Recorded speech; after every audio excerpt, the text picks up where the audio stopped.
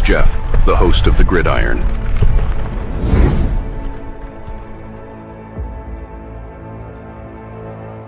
All right. Welcome to the Gridiron. If you give this video a thumbs up or maybe share this video, that would be absolutely freaking awesome.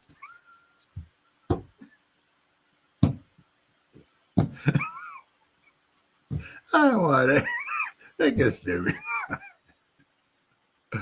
If you subscribe to my channel, thank you. If not, please go down below, hit the subscribe button, hit that bell icon. Wait, next time I go live or if I put a video out, you'll be notified. And it's free of charge. What do you got to lose, right? But if you are subscribed to my channel, thank you. Want to help support my channel? Top link in the description box. Very top link. Takes you to my membership page. I got 3 different membership levels. Each one's got them little perks to them. So if you want to help support my channel, it would mean the absolute world to me. And I thank you in advance. Thank you. And also, there are ways down in the description box. There's another link. It takes you to my Facebook group. It's called the New York Giants Gridiron. My Facebook group. We have over 9,400 members in the group. It's doing simply marvelous, might I add. Basically, if I'm alive and breathing, and if I got internet access, I am putting stuff in this group darn near 365. It's called the New York Giants Gridiron. It's my Facebook group. Please join it. You will not be dissatisfied. I promise. All right. Well, man, we're getting closer. This is on Big Blue Kickoff Live. They did the show.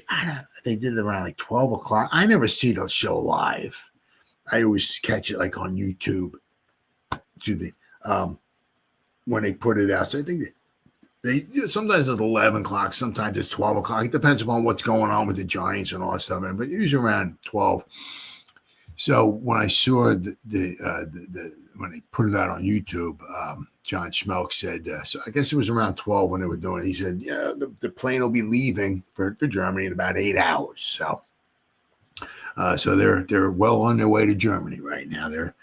If it takes, well, I know it takes like 5 hours to get to certain places over there. So I don't know if it's 5 hours, 6 hours, whatever it is. But they'll be landing pretty shortly over there in Germany. So maybe coming up with that third W of the season. But let's start this portion of our program off with Wink the Stink.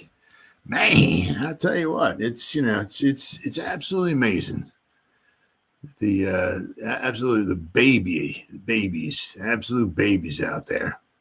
We got, and you got it's that guys in glass houses shouldn't throw stones and stuff like that. I mean, for some reason it's awfully odd. This guy here is taking shots at the Giants and Daboll.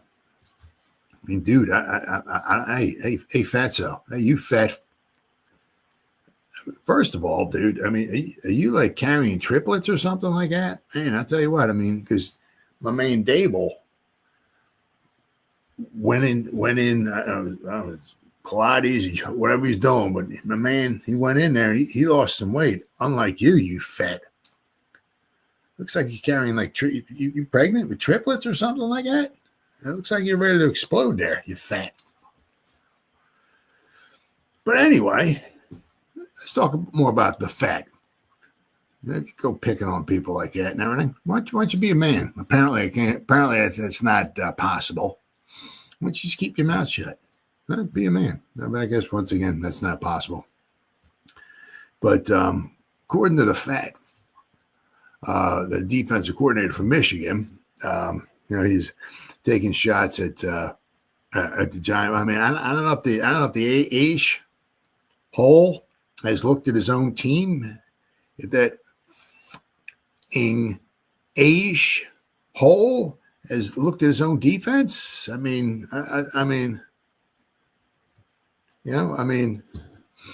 you realize, the season's not even over. Okay. And his team has lost more games, and it's not even over. They're all guaranteed almost like another 2 losses. They're playing Indiana this week, Indiana, and then they got to play Ohio State. I hope Ohio State puts like a 50 on them. Man, I freaking love it. Absolutely love it. I'll do a video on that if Ohio State just blows them out. But, I mean, they got 4 losses. The last 3 years combined, I think they have 3 losses. So they're, what are they? 5-4, 6-4 here. Let's see here, Michigan. 5-4. So in 9 games, they got 4 losses. 5-4. I said the last 3 years combined with Harbaugh there, I think they had 3 losses combined. They were undefeated last year, national champions. They were 15-0. They went from 15-0, and then they brought this low-life, worthless piece of trash scumbag in. Now they're 5-4 with this crappy defense. And you're picking on people, dude. Are you kidding me? Are you serious? You fat you? Are you serious, dude? Your defense. I mean, are you really that stupid? You fat you? I mean, his defense is giving up 23.3 points a game, 57th. 57 out of 134 teams. 57. They were number 1 last year. So bringing this fat in, they went from 1st to 57th. You're talking? Are you fucking kidding me, dude? Holy cow, your defense blows. And you're talking, you fat? Are you serious? They were 15-0, and that because you were there, they're 5-4. Your defense is trash. It was trash when it was here. It's trash now. Couldn't stop the run. We're getting blown out, doors blown out by last year we couldn't stop anybody. Couldn't stop nothing.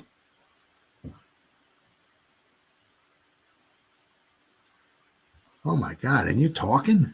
Are you serious, dude? Wow. But anyway, the wink to stink here.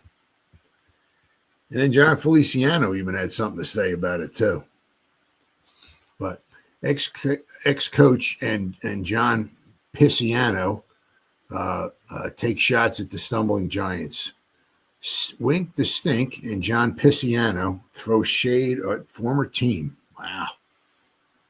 I mean, it's just, just try to be a man. But apparently, I guess there's 2 low-life, worthless pieces of human trash. I guess they can't. Nothing but, I guess they're out there sucking their thumb and changing their diapers and everything. I guess being a man, isn't part of their program. So, but obviously the Giants, I'd say, weren't expected to be a powerhouse in 2024, but even so, few saw their 2-7 start coming, and the Giants' ugly start has opened the door for criticism. While most of the criticism has come from around the NFL media, usually pointing out to the team's issues on offense or stopping the run, some former members of the Giants have started taking shots at the beleaguered team. I mean, it's easy to do when you're a worthless piece of human trash, to take a cheap shot at a team or something like that when you're a low-life scumbag. So, but let's see.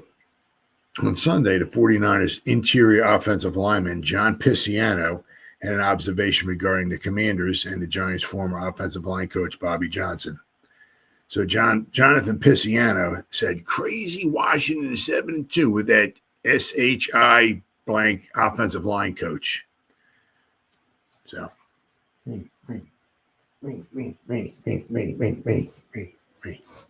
It's okay. It's okay. It's all right. So of course you knew. You knew it. That they were going to play their hearts out for Bobby Johnson. That you knew. I mean, they didn't give up a sack. They had a bunch of rushing yards and all that stuff and everything. You knew they were going to play their hearts out for that. That's for sure. And don't be thinking that all of a sudden, Bobby Johnson's the greatest offensive line. I mean, he couldn't coach his way out of a paper bag. And I mean, last couple of years, the Giants couldn't even pick up a stunt or a twist. So I mean, let's not think this guy's all of that in a bag of chips. But let's see.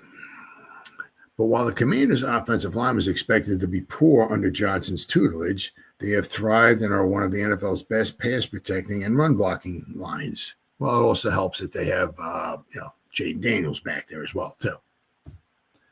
But former Giants defensive coordinator and current Michigan defensive coordinator, Wink the Stink Martindale, had a barb of his own. Wow.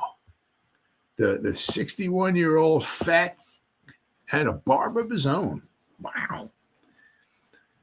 They asked him, I think they went around and asked him something like, is it good, nice being here or something like that or whatever. He said, and he goes, it's a lot better than being some places that are 2-7. So Wink the Stink Martindale takes a shot at the Giants when discussing his coaching future at Michigan. Well, I mean, I tell you what, if they're going to keep him around, this defense sucks. I mean, just straight up trash. I mean, they were, let's see, 2023. They were number 1 in the country. Points against 10.4 points per game. 10 points a game. And now Wink the Stink comes in, and now they're giving up 23 points a game. Giving up almost 2.5 times the amount of points per game compared to last year. Last year, they were number 1. 10 points a game. Wink the Stink and his trash defense comes in, and they're giving up 23 points, over 23 points a game. And that fat is actually talking? Really? Yeah. You see what kind of crap you're doing? Dude, you blow, dude. I don't know who you're talking to. Who you're talking about. I mean, you're straight up garbage. And I'll tell you, let's see, they got, I think it's Indiana. They got 3 games left. I mean, there's no national championship for these losers this year. They're playing at Indiana. I hope Indiana blows them out. Then they got to play Northwestern at home. Then they got to finish up their season as they usually always do. But this time they're at Ohio State, number 3 Ohio State. And let's see what Ohio State, number 3 Ohio State, scoring almost 38 points a game. Ohio State 7-1. So I hope Ohio State blows the doors off them. That'd be fantastic. Absolutely love it. But I mean, Michigan will make a bowl this year because basically everybody makes a bowl because it's all about money. It's all it's about.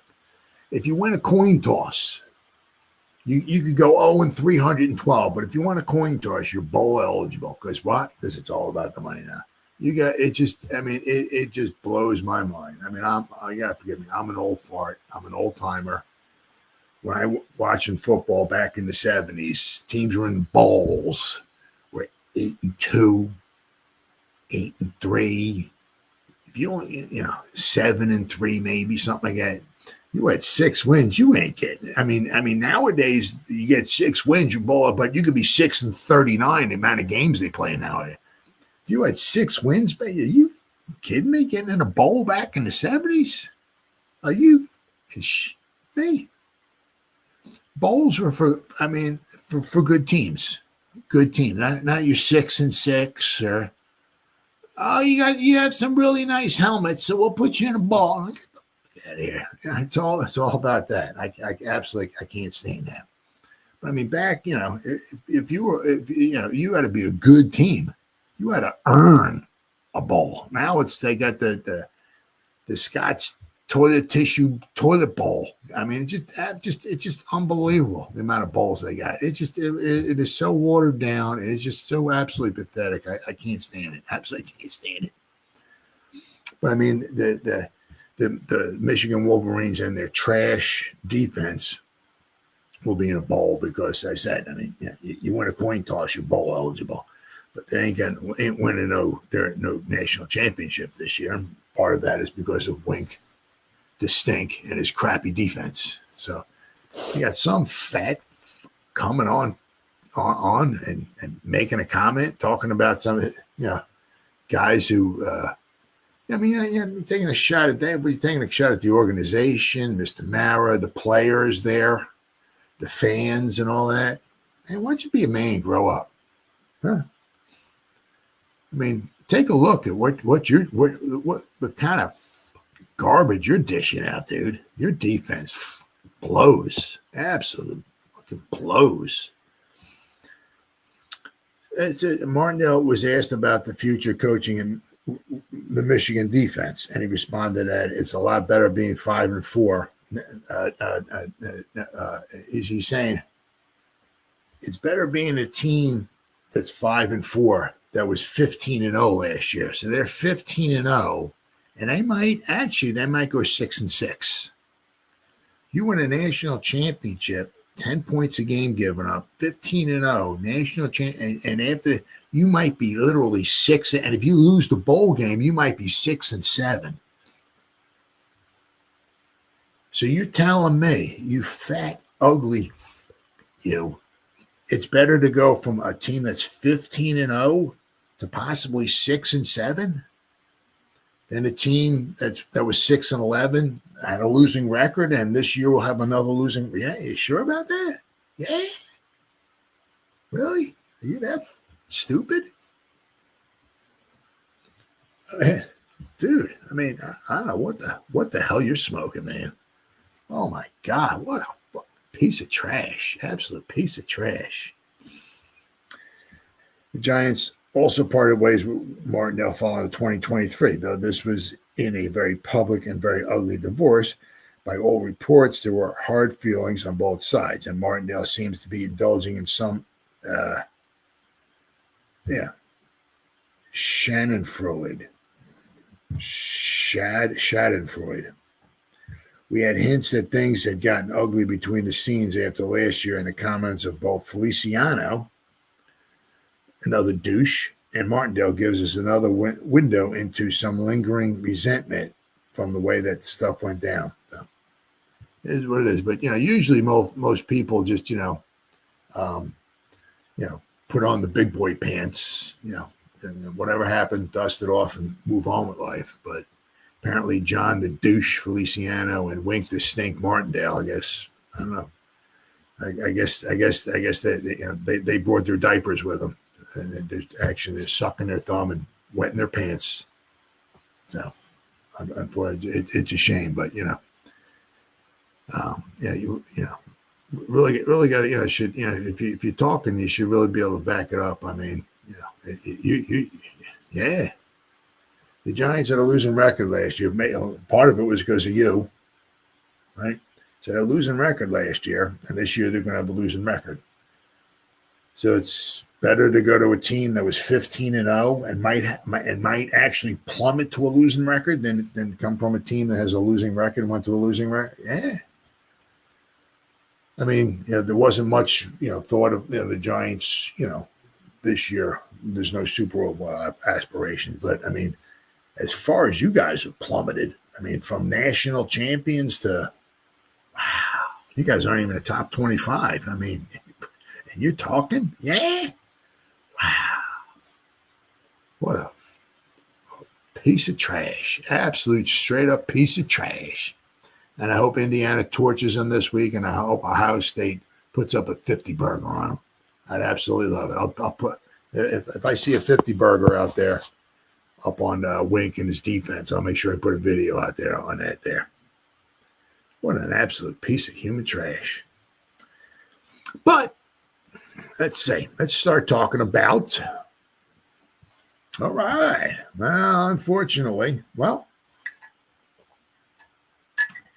we have some injury news, right? But apparently Slayton is out. So that will give Mr. Hyatt an opportunity to show his wares. He somehow, we're halfway through the season. The guy had, I think it was 23 receptions last year. So here we are halfway through the season, and he has one catch for 6 yards. No idea. So we'll have Malik out there, we'll have Wandale out there, and we'll have Hyatt out there. So now, hopefully, maybe something might give or whatever if we're lucky, right? Because as we're going to go over toward at the end of our program here, we're going to go over the Giants offense versus the Carolina defense. But, Carolina's defense, I mean, you got the battle of the Titans here. You got the worst offense going against the worst defense. Something's got to give, right? So maybe Hyatt might be able to grab himself a couple balls. Right? It's just one of those things I talked about in the videos before and all. This year so far, this draft class looks pretty good. But I mean, yes, you can start looking at, you can see chinks in the armor. I'll tell you what, the first two draft classes that Shane had. I mean, 2022, the 3 offensive linemen we drafted. Oh my God. Wow. We let Javarius Owens go. We traded up to get Jalen Hyatt. The guy has 1 catch. So, I mean, but with some injury news here, because as I said, now Slayton is out. Right? He's been ruled out. All right. Slayton concussion ruled out of Sunday's game. Slayton did not make the trip to Germany, and the Giants have a new concern about their offensive line. Well, it may possibly, but we'll see. See, the Giants receiver Darius Slayton, who remains in the early stages of the league concussion protocol, missed his second day of practice on Thursday and has been ruled out of Sunday's game against the Panthers, the team announced. Because the thing is that, I'm assuming is that, it's not like the game was played here and it's Thursday and it's like, well, let's give him another day or something. No, because they're leaving, so it's like, and if he's having problems, you don't want the dude on a plane and all that flying there, flying back. It's not like he's flying to Philly, half an hour up and down, you're there. I mean, I don't fly to Philly anyway. But, something, he's not flying for an hour. I mean, this is all over the seas. So that's, you don't want that. So unfortunately, that kind of canceled them out really early there. But let's see. Slayton is currently dealing with his second concussion this season. Earlier this year, he was able to progress through the protocol quickly and not miss any playing time. But his latest concussion, which he suffered in the Giants' loss to the Commanders, is apparently more severe. So, yeah, I mean, unfortunately, this might be something that obviously, as far as after the season's over with, well, as far as trying to keep him, after, hopefully we can keep him. But if he gets only halfway through the season, say he grabs another concussion.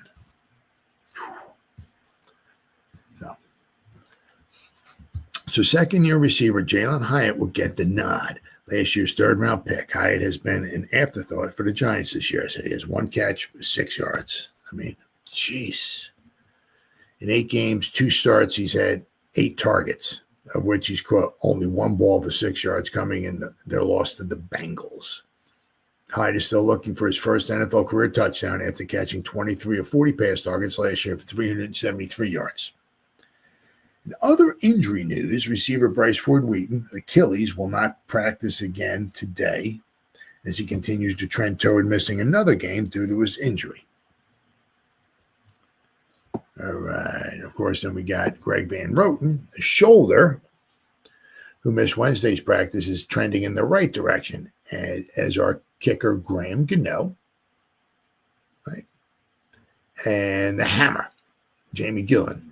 Something new to watch is the offensive tackle Chris Hubbard, who was not spotted at practice due to an illness. It's unclear if Hubbard will be well enough to fly to Germany tonight with the team, but this is something to watch since Hubbard is currently the starting left tackle. Oh, my God. So if we want to have Andrew Thomas, we may not have Hubbard. We might have to put Azudu in there. They did say that I think all the practice squad players are flying to Germany. Giants also added 3 more players to their injury report, all 3 being limited on Thursday. They include Matt Adams with a calf, Darius Musa with a hamstring, and starting safety Jason Pinnock with an abdomen. All right, so I mean, I'll tell you what, Carolina's got a nice long injury report. Let me tell you what, it's longer than the Giants, but some of those guys are full. They have full participants. We'll go over this here. So we had Jamie Gillen. He was limited with his hamstring. Sexy Dexy was just like a rest day. Is this? Oh, up. There we go. That was Wednesday. Then we got Thursday. So we got Bryce Ford Wheaton with his Achilles, did not participate. Sexy Dexy was limited on Thursday. Darius Slayton did not participate, did not practice, whatever you want to say, and he's not going over there because of the concussion. Van Roten was limited, practice with his shoulder, right? Graham Gano was limited. Jamie Gillen was limited. One guy's got a right hamstring, the other guy's got a left hamstring. Theo Johnson with a knee and a back, he was limited. Ty Summers with an ankle, he was limited. Chris Hubbard with an illness did not participate. Matt Adams with a calf, he was limited. Darius Musa with a hamstring, he was limited. And Jason Pinnock with an abdomen, he was limited. Now Carolina's got a long, how many guys they got here? Hold on, 1, 2, 3, 4, 5, 6, 7, 8, 9, 10, 11.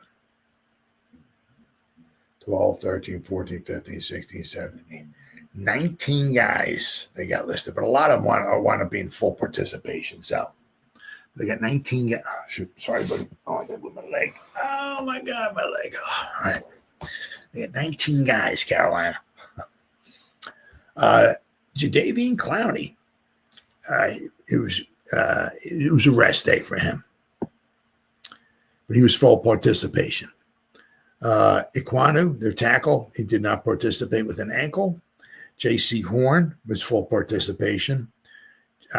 It's Chuba, but I call him, if it looks like Chubba, I'm calling you Chubba. Chubba Hubbard. That's how I'm going to call it. The running back. He was full participation. Josie Jewell, he was limited. He was not injury related. It was rest. So Sean Robinson. He was full participation. Adam Thielen, he was a hamstring. He did not participate. Deshaun Williams, a defensive end. Illness, he was full participation. Xavier Woods, he was limited. It was a rest day and he has issue with the shoulder. Lonnie Johnson Jr., their safety, he was limited with a quadricep. Jamie Robinson, he had a knee. He was limited. Jonathan Brooks, their running back, he was full participation. Jaden Crumity, defensive tackle, he was full participation. Jordan Fuller, safety, he was full participation. Franks, their tight end with concussion, he was full participation. Tommy Tremble, he was limited. He's got a back. DJ Wanham, outside linebacker with a quadricep, he was full participation. Taylor Moton, it was a rest day. He did not participate today. And Jatavian Sanders with a wrist and ankle, he was limited in participation. So they got a lot of guys that would want to be in full participation. They had a lot of guys on their list. But if Hubbard can't go, right? Let me see, I gotta find this again here. Is this it? There we go. Yeah, if he can't wind up going, it says an illness. So I'm not sure. Obviously it doesn't say. And if he did not practice to participate Thursday, so don't know if he took the flight over there to Germany or not. So once again, you don't know what he's got, but yeah. So I mean, maybe I guess Zudu might be starting. So well, I'll have to wait and see exactly what that means. But the Giants might be getting a couple guys back, which would be really good. I mean, a couple of their guys have been missing for a while. I said, and then after this week, we also got our bye week. So then hopefully have some time. Hopefully we can get Slayton back, right, and have some other guys rest up and all of that, and get a bunch of guys back, which would be helpful. I mean, because whether we win a couple more games, a few more games, what it is, it's nice to have some of the guys. So we what? 7 and 9. So what are we?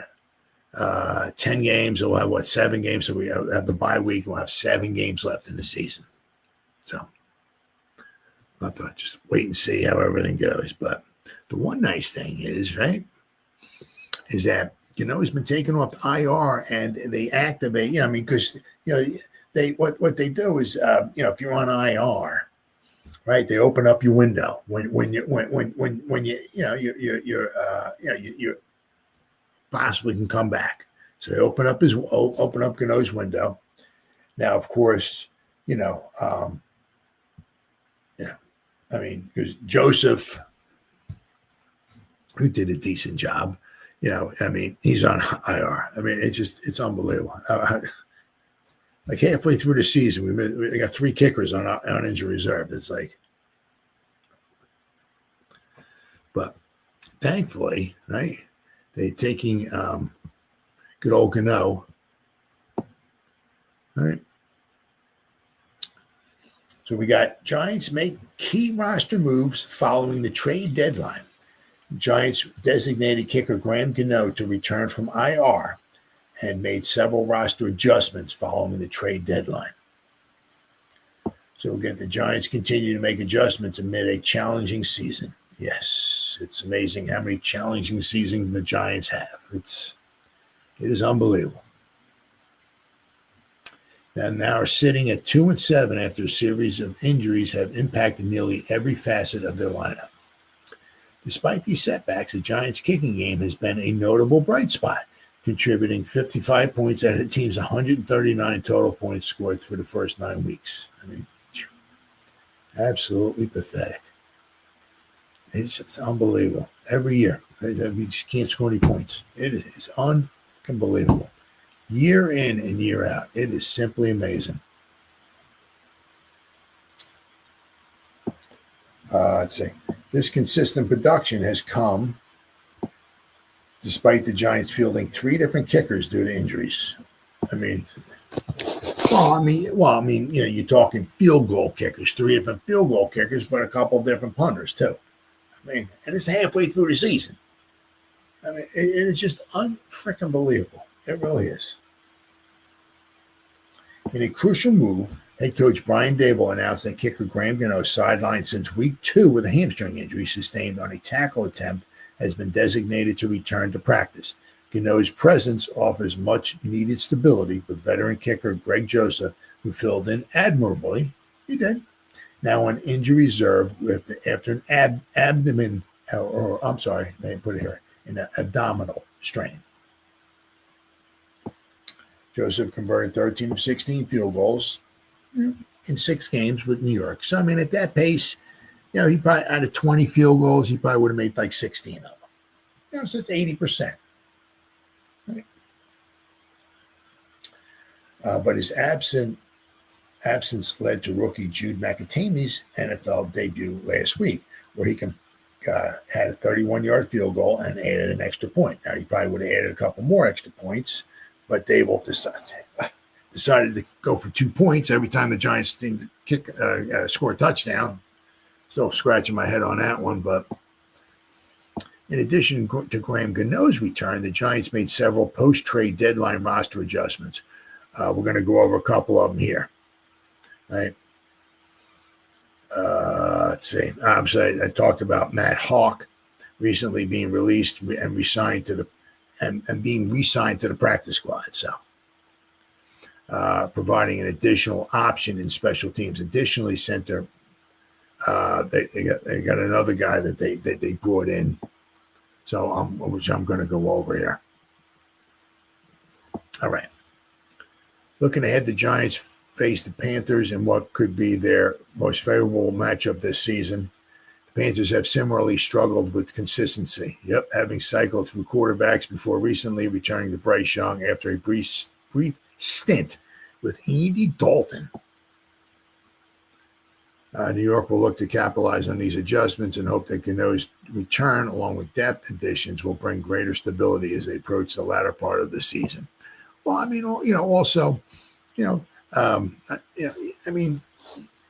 let's hope the guy can just stay healthy. I mean, it didn't take him long last year to get injured.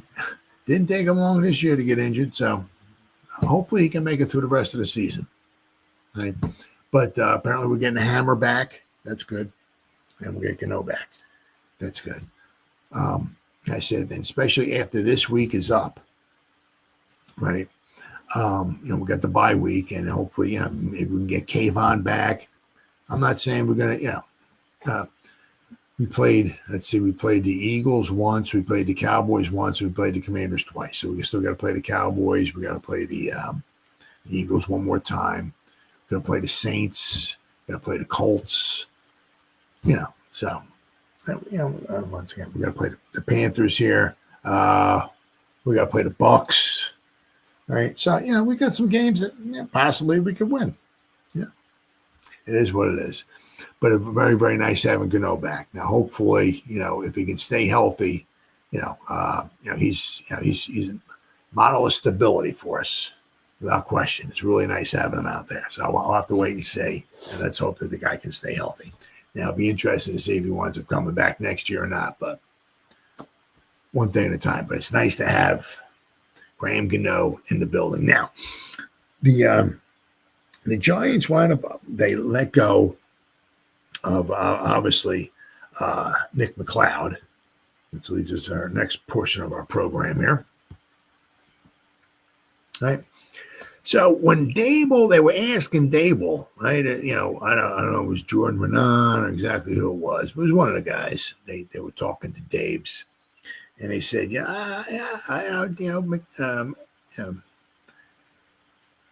let one guy go who was, who played defense for you, a special teamer, with Nick McLeod, and and all that and everything. And he's like, kind of like, how do you justify, letting him go and all of that and everything? Dave's, I guess, didn't really want to say how much of it is just strictly a money saving kind of thing. Don't know. But McLeod hasn't really had a banner season. Now, as I'll show you here. The elevating green, but he might have done some nice things in practice and all and everything. But I tell you what, he is not, had a ton of time, shall we say, on the field. Right? Let's see here. Where are we at now? All right, I got 842,000 tabs opened. Oh, no, that's not it. Oh, there we go. All right. Let's share the tab. All right. So, if you look, let's see, special team, that's regular season. Defense, has he been on defense at all? Okay. All right. Cleveland. He was the right cornerback for 11 plays, 1 for run defense and 6 in coverage. He has like nothing, no stats. He lined up in the box one time. Oh, let's see here. What else? Does he have anything else there? All right. He was the cornerback 9 plays. He was in the slot once, and he was in the box once.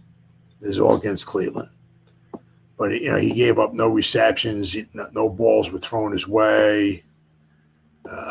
He doesn't have any missed tackles or nothing like that. He has nothing.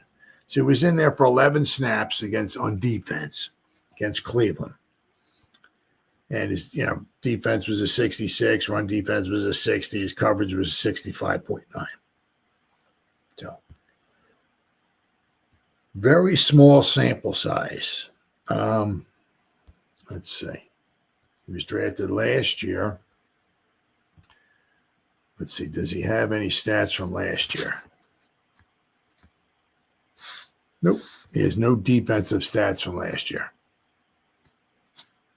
All right, so let's go over here. Let's go to special teams. Whoops. Snaps. Oh, okay, my bad.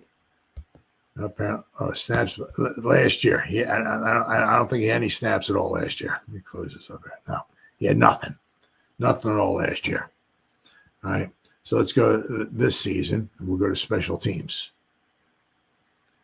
Regular and postseason. Okay, snaps by position. Let's go to special teams. We got that same game against Cleveland. 21 special teams. So he played 32 snaps against Cleveland. Nothing super special. Graded out of 59.3. Now, if you look here, let's see, tackling. Let's see, can this slide over at all? No. Okay, no. Yep. He had one assisted tackle. Looked like he possibly missed a tackle. So, but I mean, 21 snaps on special teams, 3 in kick return, 4 in kick coverage, punt return 6, punt coverage 7, field goal block 1. So, right. So, he's had a grand total 32 snaps all this season. Art Green. So the Giants are bringing him up. Right. So they're replacing, it's pretty much McLeod with Art Green. So the Daboll said, Daboll says the right things. Well, he's done some nice things in the practice, and there's so now exactly how much was it with McLeod as far as trying to generate save some salary, right? How much was the McLeod release based on that? No, don't know. But we got here. All right.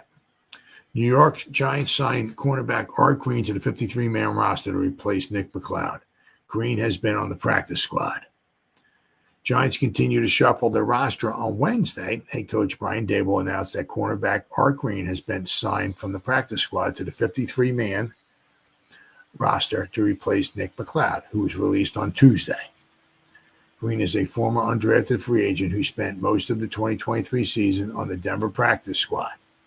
He has been on the Giants practice squad since the end of August. Green is only 24. Was elevated for one game earlier this year in week 3. Green played 11 defensive snaps and was credited with 1 tackle. We thought that bringing Art Green up was a good move for us, and that's what we did, said Daboll, declining to elaborate on the release of McLeod. I would just say that that's a decision that we made, and Art's going to have an opportunity. So he took the high road. He didn't say, we got rid of Nick because he didn't want to take a pay cut or whatever. So he just took the high road. So, and it says also a day after releasing punter Matt Hawk with Jamie the Hammer Gillen ready to return from his hamstring injury, the Giants moved another step closer to putting their entire kicking operation back to its original 2024 form. The team opened the 21-day practice window for place kicker Graham Gano, who has been on IR with a hamstring injury. Hawk re-signed with the practice squad, so that's cool. So good to have him back. I mean, I think he did a decent job. I mean, he obviously may not have been the greatest, punter of all time or whatever like that, but I think he did a relatively decent job for the Giants. Now, as I said, it'd be interesting, with Green there, it'd be interesting to see how much they want to put him on special teams, how much do they want to put him in there on defense. We'll have to wait and see. We'll also have to keep an eye on the Banks as the Deontay Banks turns, right? Does he get benched? Does he start? I'm sure he's probably going to start, but, does he get taken out? Does somebody take his place? So I'll have to wait and see about that at all. But they added Art Green, right? Once again. Is it because he deserved it, or is it because, they got rid of McLeod because he didn't want to take a pay cut? Don't exactly know, but it is what it is. Then the Giants added a little bit more depth to their offensive line. Right? Added offensive line Brian Hudson to the practice squad. Now he was with the Lions. He didn't. I think he played. We're going to look at. Right? Yeah. We're going to look at him. We're going to look at Pro Football PFF grade, but I think it's with the Lions is pretty much just like the special teams. I'm sorry, preseason. So you get the Giants sign another offensive lineman, Brian Hudson, to round out depth, and that's about all it's going to be. The interesting thing here, though, is that they brought him in, but he's predominantly, especially in college, was a center. So, I mean, we're losing guys maybe like tackles and all that or whatever like that, but we're brought in a center. Okay. Giants have developed a knack for acquiring other teams' practice squad offensive linemen in a quest to shore up their trenches. This approach has come under scrutiny, especially after several additions made this past offseason have not yielded the depth needed to protect their injury-riddled line, notably in the absence of star left tackle Andrew Thomas. Giants' quest for somebody competent at tackle remains ongoing as they struggle to develop promising players and frequently shuffle the lineup. New additions, Brian Hudson joins the practice squad. On Wednesday, Jordan Renan of ESPN reported that the Giants signed former Louisville offensive lineman. Now, he was with Louisville and somebody, where else? Oh, let me see here. Pop it up here? No. I'm going to pop it up in a minute. But he did play in the preseason game when the Giants played the Lions this preseason. Let's see. Hudson's an undrafted free agent and has spent time with the Patriots since the summer, having initially signed with the Detroit Lions. He played in 3 preseason games, allowing 2 pressures over 114 snaps while manning the center position. Hudson's additional signals another attempt by the Giants to bolster their offensive line depth, particularly at center. Okay. Center options and depth challenges. Currently, the Giants' primary options at center are John Michael Schmitz and Greg Van Roten, who has been playing right guard. Schmitz, despite his promise, has experienced growing pains. He's allowed 18 pressures and 1 sack over 611 offensive snaps this season. While he has shown flashes of strong play, his inconsistency is evident. The Giants view Schmitz as their primary starter moving forward, but recognize the importance of having reliable backups. Hudson's development on the practice squad will be closely monitored, as the team hopes he can offer some value as a depth option. With continued growth, he could become a meaningful addition behind the scenes, further supporting an offensive line that has faced constant challenges. Yeah, I mean, that is one thing that, I mean, the Giants just, they bring guys up from the practice squad, and it's like, and if they ever have to wind up playing them, it's like, my God, these guys are just not NFL ready. It's like, it's horrible. But to the Giants, the Lions. This is from early. This is from August, the end of August. The Lions parting ways with undrafted interior offensive lineman Brian Hudson. Brian Hudson, an undrafted rookie offensive lineman who played 114 snaps at center in the preseason for the Lions, is reportedly being waived. Hudson, this is by the Lions in August. Hudson allowed no sacks and only 2 pressures across 3 exhibition appearances for the Lions. He finished his collegiate career at Louisville, starting every game at center. But Hudson's 6'5", 305-pound frame and past experience could work at guard as well, too, where he played some at guard in college. The Lions have one of, if not the best starting 5 offensive linemen in the league, and their top depth spots were going to be tough to come by with recent draft picks and proven veterans. Hudson's interior flexibility didn't hurt. The franchise also spent a 3rd-round pick as the Lions on a developmental player. The Lions still have other guys. So, I mean, this was basically before the 50. They whittled their way down to the 53. They want to let Hudson go. But let me show you what Hudson did. I mean, he had some decent grades in college. It was 5 years of college, right? Decent grades, but nothing unbelievably off the charts. And also that's another one of the things is that the Lions have a very good offensive line, and if you're not sure if they let somebody like Hudson go, meaning do they maybe just don't need him? They got just too many people, and he's just like the odd man out, or they just think that he stinks that bad. So, all right, let's see. I'll pop this up here. Gotta find it. Okay, here we go.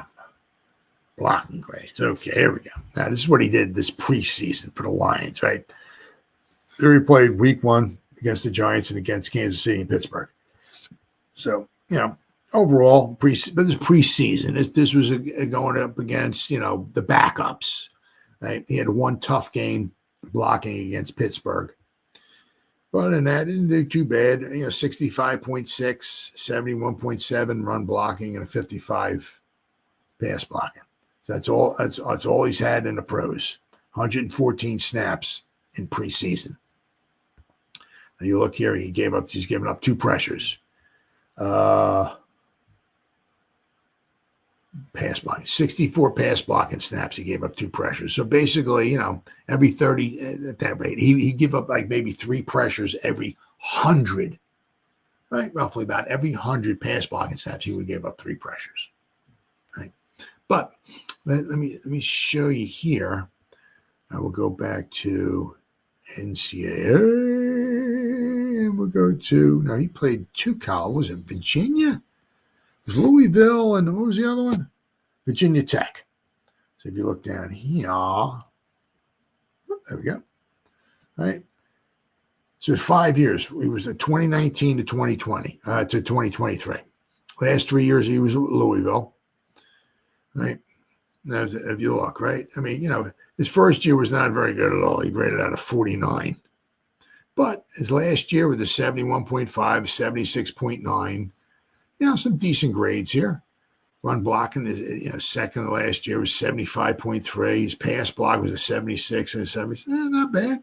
He gave up, looks like a grand total of 6 sacks in his college career. Right. But these last 2 seasons, he played a lot. 914 snaps, 927 snaps for Louisville.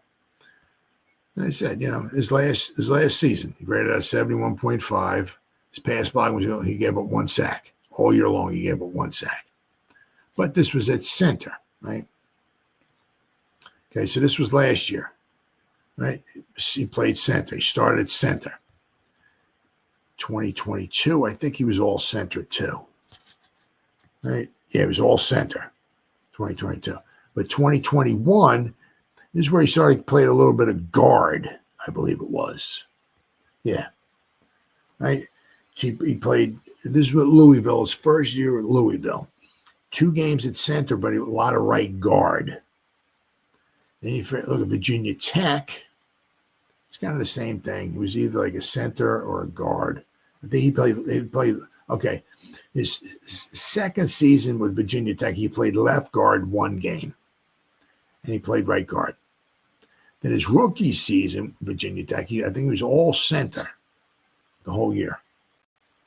He played, center the whole season, right? So, and he didn't have a banner year, but that was his rookie, his freshman, I guess, his freshman season, I guess, in college, Virginia Tech, right? I mean, he played some tough games, Miami, Florida, Notre Dame. Played some tough teams there. So,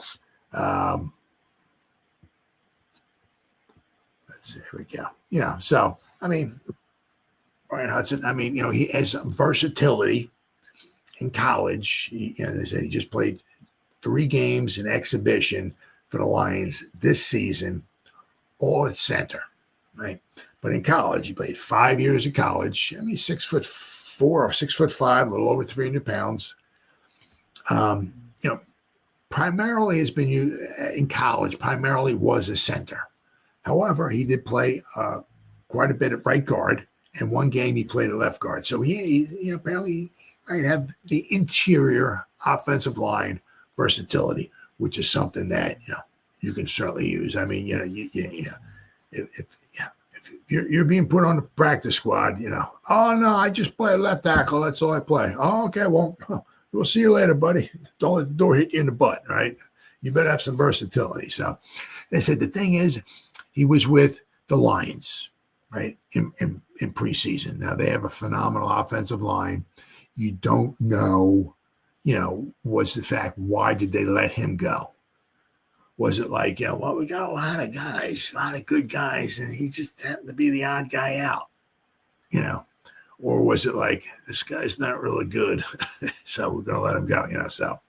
But that is one thing. I mean, if you look like with the Giants, it just seems like, we just have a hard time with the offensive line. We get guys on the practice squad, I mean, I don't know. I'm just like, some guys do okay. Okay. But I mean, more often than not, it's like you bring guys up from the practice squad. If they have to play for any reason, we're like, oh my God, this guy sucks. So don't know what it is, but we just do not do a very good job of, because you usually see that a lot with the Giants, right? If we can ever get a starting five or whatever, a lot of times, not all the time, but a lot of times we put somebody in there as a replacement or something like that. It's like, oh my God, it's horrible. But so they added a little more offensive line to the practice squad. So, but it's something's got to give, right? And the something's got to give department. You have this. Pretty much the Giants offense versus the Panthers defense. So something's got to give, because pretty much, I think I'm going to read in this article here, right? The Giants have the worst offense, or one of the worst offenses, and the Panthers have a very, very bad defense. So does that mean that, the Giants are going to run up 30 points? Does that mean the Panthers are going to shut the Giants out? I mean, does that mean the Giants are going to score somewhere like 17 to 20 points? So we'll have to wait and see till Sunday. But we got the good old Giants-Panthers when New York has the ball. This is from Nick Filato. He does a very, very good job, very thorough job, right? Very thorough job. So the Giants are 6.5-point favorites, and the over-under is only at 40.5 points. So they're not expecting a lot of points over there in Germany. Carolina Panthers surrendered the most points in the NFL, allowing 32.6 points per game. Whew. Their defense is only allowed less than 25 points twice this season. Both of their wins. So if they allow less than 25 points, they might win. New York has only scored over 25 points only once this season against Seattle. And actually, if you look at it, I mean, the Giants should have scored a lot more than that. But the final points that got put on the board did not come from their offense. It came from the special teams, right? Carolina is a 28th ranked red zone defense, allowing 69.23% of touchdowns in the red zone. The Giants have the worst red zone offense in the NFL, scoring a touchdown on just 40% of the red zone trips. For reference, the 2021 Giants finished dead last in red zone percentage. They scored on 44.75% of their trips. Wow. The Panthers have the worst third down conversion rate in the NFL. Their defense allows a conversion of 48%, almost 50% of the third down conversions the Panthers allow. Wow. Whew. That's brutal. Giants ranked 22nd on offense in third down percentage with an average of this 36%. Carolina is also dead last in yards allowed per game. They allow almost 400 yards a game, 392, and have allowed 416 yards per game over the previous 3 weeks. The Panthers allow the 29th most plays run per game, an average of 66.1. Giants offense ranks in the top 10 of plays run in the NFL. That's amazing. The Giants offense ranks in the top 10 of plays run. They run in the top 10, almost amount of plays in the NFL. Yet we stink. New York runs 64.3 plays a game, ranking them 8th overall. You just can't score any points. Stopping the run is the primary issue with the Panthers, as inept offense compounds this problem. Carolina's opponents typically run out the clock in the second half. Still, the Panthers' defense is Swiss cheese on the ground, allowing 159.3 rushing yards per game and the 25th most passing yards per game, giving up 232 passing yards a game. So look, maybe a little heavy dose of maybe Mr. Tracy, right? The injuries and lack of depth have restricted the Panthers' defense. According to NFL Next Gen, the Panthers have used a base defense, 4 defensive backs, at the 4th highest rate in the NFL. This season at 39%. They have allowed just 5 yards per play in base defense this season, 16th most in the NFL, 1.5 yards fewer than when they are in any other personnel grouping. The Panthers' 6.5 yards per play allowed when not in the base is the most in the NFL this season and the most by any defense since 2021. So, Panthers have utilized a zone blitz at the 5th highest rate in the NFL this season, 18.4%, but have allowed 112.1 passer rating when doing so, which is the 3rd highest in the NFL. Daniel Jones has recorded a 75.3 passer rating against zone blitzes this season, which is the 10th lowest in the NFL. So, let's see. Carolina is surprisingly bad at generating pressure, stopping the offense and forcing punts. Jadeveon Clowney leads the team with 18 pressures, followed by Charles Harris with 15 and Ashawn Robinson with 13. Deshaun Williams has 7. Harris leads the team with 3 sacks. According to Pro Football Focus, no team has a worse overall defensive grade and pass rush grade.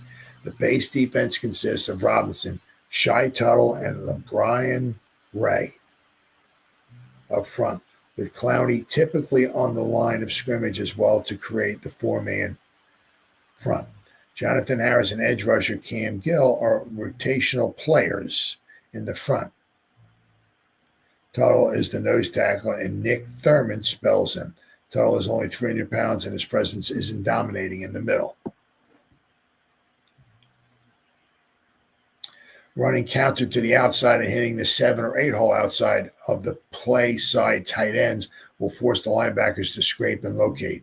New York could also employ crack toss to force the safeties and defensive backs to fit and fill.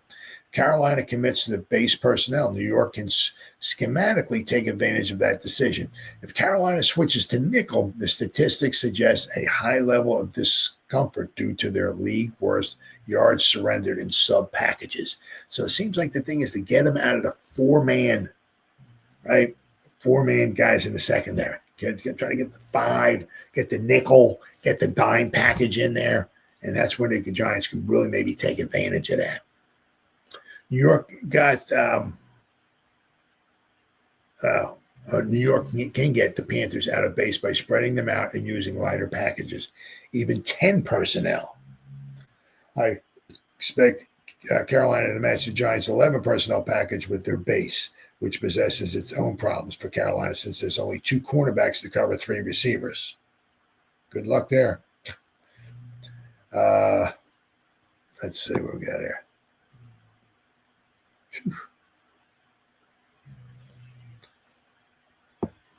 Now, the defensive coordinator, Evero, may drop safeties, Xavier Woods or Richardson, into the box or even over the slot for defensive back help. Woods has range and was a disruptive player for the Cowboys years ago. Richardson returned to the lineup in Week 8, and he's an undrafted rookie free agent out of Texas A&M. Evero does employ multiple safety packages that tend not to do well against the run. Veteran Dane Jackson, rookie Smith Wade, and former first-round pick by Shane Bowen's Tennessee Titans, Caleb Farley, who's now playing safety, earned snaps in the big nickel and dime. When the Giants get Evero's defense into sub-packages, they should run the ball. Absolutely. The Panthers don't have bad starting cornerbacks on the outside. J.C. Horn may be their best overall healthy player. He's having an impressive season. Horn allows just 42.9% completion rate. He has 7 pass breakups and 1 interception. So, former Seattle Seahawk, Mike Jackson is having an adequate season, albeit he does allow nearly 70% catch rate. According to the NFL Next Gen, the Panthers' outside cornerback duo of Horn and Jackson both rank in the top 15 in pass defense this season. Conversely, Horn has allowed 5 touchdowns, which is the second most, and Jackson has allowed 4th, which is tied for 3rd most. Carolina's starting nickel, Smith Wade, does not see the field too frequently due to the lack of nickel sub packages. He has played over 20 snaps 3 times this season and over 40 snaps just 1 time. Dane Jackson could have a larger role on the defense, but he has only been healthy for 2 games. Lonnie Johnson Jr. can hardly see the field and played only 1 snap against the Saints this past weekend. So he's got his final thoughts here. We're feeling kind today. It's vastly mediocre against very mediocre in Germany. However, the Giants are a much better overall football team than Carolina, who is surprisingly inept on defense and ineffective on offense. The Giants should win this game and cover despite Carolina's victory last week. There's pressure on the Giants. It will be difficult for the organization to stomach a loss to the Carolina team.